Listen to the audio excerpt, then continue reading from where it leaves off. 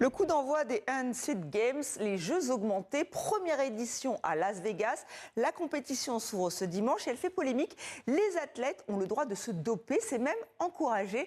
Bonsoir Gilles Gutgebur, vous êtes rédacteur en chef de Sport et Vie. Les organisateurs expliquent que leurs athlètes assument ce qui se fait dans le sport, se doper pour être plus performants. Qu'est-ce que vous leur répondez ? Ils ont raison sur un point, c'est l'hypocrisie du sport, appelons-le traditionnel, où effectivement il y a une lutte contre le dopage, mais si on est adroit et si on a les bonnes connexions, on arrive à éviter les sanctions. Sur ce point, ils ont raison.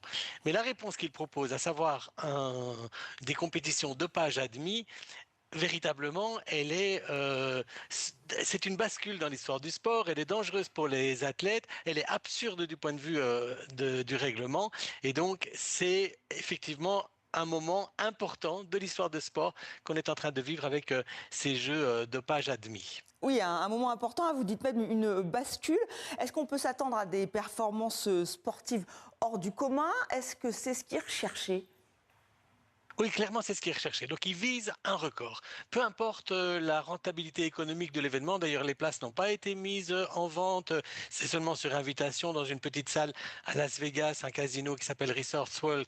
Et donc, ça ne se fait que sur invitation. Il y a d'ailleurs que 2500 personnes présentes. Il n'y a pas de télévision qui diffuse l'événement. Ce sera seulement sur Internet. Donc, la rentabilité immédiate de l'événement n'est pas du tout assurée. Et je pense que ça n'est pas leur objectif. Leur objectif, clairement, c'est de montrer que si on met à bas toutes les règles qui interdisent le dopage dans le sport, on arrive à avoir des performances extraordinaires. Conséquence de quoi, ils espèrent aussi vendre des produits dérivés. Donc, tous ces produits qui auraient permis à ces athlètes de réaliser de grandes performances sont vendus en ligne. Donc là, les débouchés économiques ont peut-être plus de sens. Mais là, pour le moment, effectivement, cette nuit, la principale obsession des organisateurs et des participants, ce sera de battre des records. Des organisateurs parce que ça mettra tout leur système en place, et puis les participants parce qu'il y a une promesse d'1 million de dollars à celui qui battrait le record du monde. Et donc c'est aussi pourquoi il y a eu 40 athlètes de renommée plus ou moins grande qui ont accepté de participer. Oui, et certains disent qu'ils sont enfin payés à leur juste valeur, alors que dans le sport traditionnel, eh bien, ce n'est pas le cas. Vous parlez effectivement d'un objectif commercial.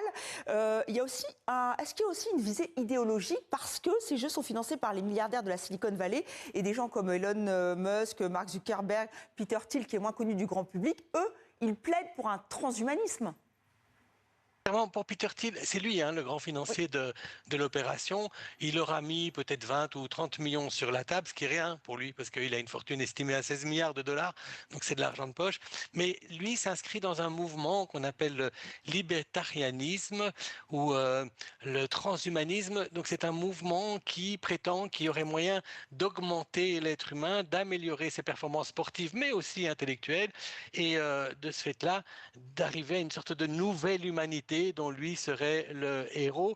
C'est très naïf pour tous ceux qui ont quelques notions de physiologie, parce que dès le moment où on change les équilibres, là en l'occurrence les hormones, puisqu'il est beaucoup question de stéroïdes et d'érythropoïétine, si on change la production des hormones, eh bien entendu l'organisme réagit en abaissant sa production endogène, donc celle des glandes au sein de l'organisme, et donc il y a des adaptations qui portent toujours à conséquence avec quelques années de retard. Et on parle d'un dopage médicalement contrôlé, c'est un non-sens. Un dopage peut être médicalement contrôlé, éventuellement un médecin pourra garantir à son patient d'être encore en vie le lendemain, mais ce qu'il en sera dans 3 ans, dans 5 ans, dans 10 ans, c'est absolument impossible à prédire dès lors qu'on prend toutes les libertés de se doper. Mais vous nous rappelez les risques pour la santé, pour les sportifs. Eh ben, merci beaucoup d'avoir été avec nous donc, pour cette première, ces Jeux augmentés, Unseat Games et toutes les questions que cela pose.